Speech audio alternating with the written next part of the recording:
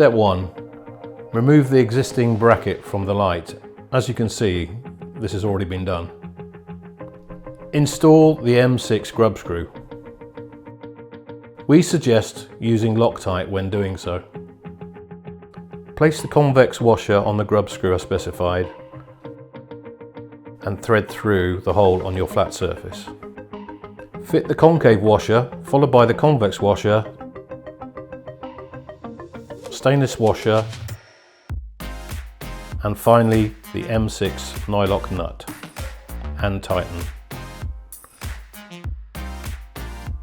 Adjust the light angle to the desired position, tighten and fit the plastic cap.